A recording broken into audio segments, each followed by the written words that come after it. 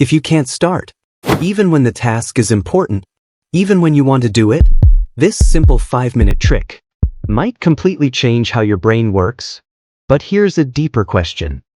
Why does starting feel harder than actually doing the work? Why does your brain freeze right at the beginning? Let's break this down. Welcome to Mind Sketchbook, a place where small ideas create massive change. Maybe you sit down to study, but end up scrolling your phone. Maybe you open your laptop, but just stare at the screen.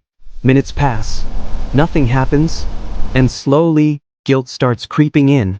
You tell yourself, I'm lazy, I lack discipline, I'll do it later. But none of that is true. Your brain isn't lazy, it's protective. Its job is to keep you safe, not successful. And anything new looks risky to the brain. New task, new outcome, new chance of failure. So the brain resists. This resistance isn't fear that screams.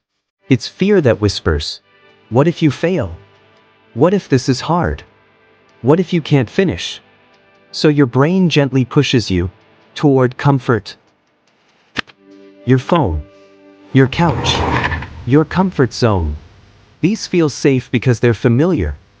But comfort has a cost. It keeps you stuck, exactly where you are. Now the task feels huge.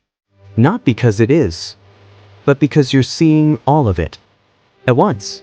Your brain hates big unknowns, so it shuts you down. This is where the 5-minute rule changes everything. You say, I'll do this for just 5 minutes. That's it. No pressure to finish. No pressure to be perfect. Just 5 minutes. 5 minutes doesn't scare the brain. 5 minutes feels manageable. The brain thinks, this isn't dangerous. So resistance drops. The wall disappears. You're not committing to success. You're committing to starting. And starting is where motivation is born. Every small action releases dopamine. Dopamine isn't the reward for finishing. It's the reward for moving forward.